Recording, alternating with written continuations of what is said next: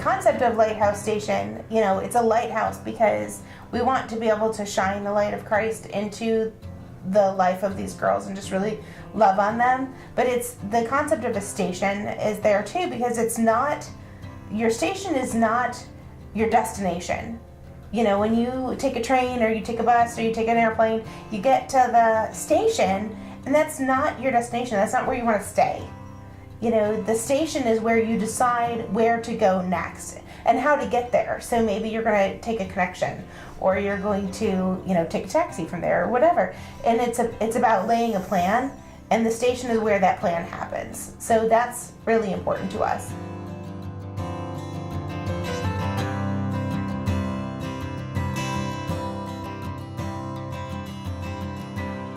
So we can provide assistance for any young woman who is in an unplanned or crisis pregnancy situation, regardless of her background. But she does need to be over 18, and because we're not licensed to take minors. She does need to be clean from any substance, like 30 days sober.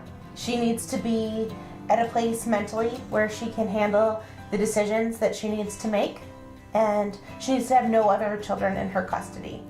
Food, shelter, and security essentially are the three basic things. You get those established, that's our first priority. Once those things are established, it's like, okay, let's start talking about your future. I really want the girls to be able to formulate a plan that's going to work for them. So whether that's parenting in a traditional sense, or whether that's marriage, or whether that's you know, adoption or alternate parenting, you know, we want them to feel empowered to take control of that.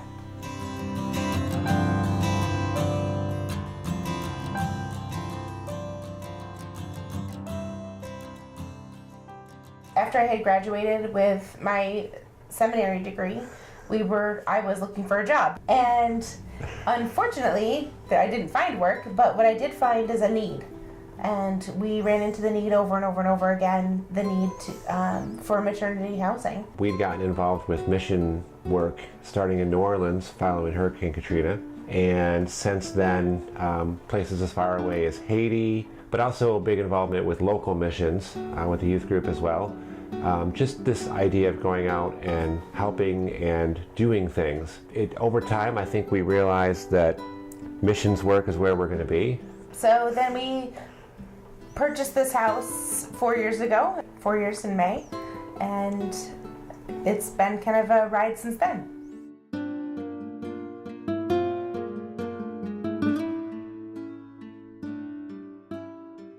So the way Lighthouse Station operates is kind of multiple levels of staffing, but I'm going to start in the middle because the middle is the most important part, and that is the house parents. The entire model is built around having two people, a husband and wife, who are a strong example of how to live a Christ-centered life, and they're essentially going to be the ones who are running the house day to day, helping, teaching, directing, answering questions, being there for the middle of the night. You know, I need someone to talk to, in every sense of the word, parents, but they are the person that the young women are going to interact with the most. And it's essentially a full-time ministry placement that they're in the house. And that's probably the most important job. We also will have, I guess the best term for it would be RAs, which are kind of temporary house parents, because the house parents are going to need some time for themselves as well. And of course, the heart of most nonprofit organizations is the volunteers. So we're going to have volunteer positions to come alongside the girls. We'll need birthing coaches, we'll need class instructors so that we can offer classes to the girls on things like budgeting and canning and food preparation, cooking, baby care classes, Lamaze classes, all of those kinds of things that go into what they're going to be learning and go into the program.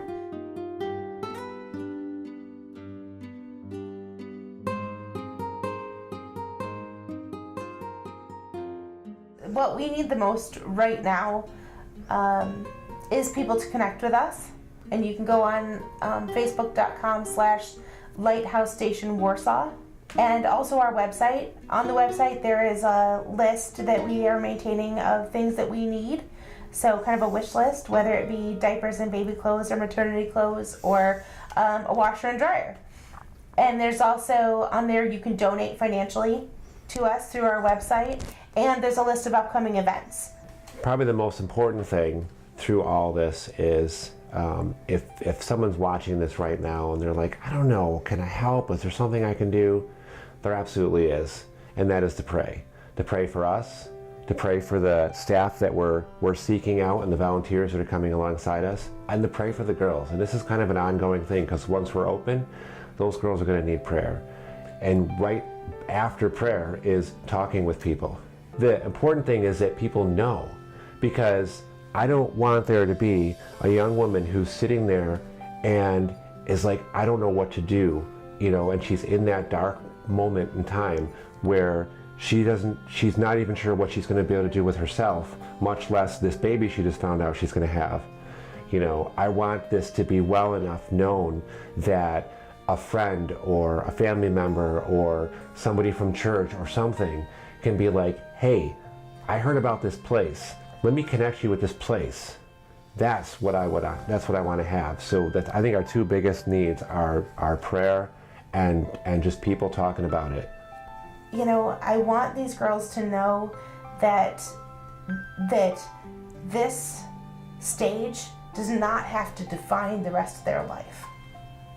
One pregnancy doesn't end it. You have options and you can choose life. And there's people that want to help you and to support you and not to judge you. Like, this house is a judgment-free zone. We really just want to love on these girls.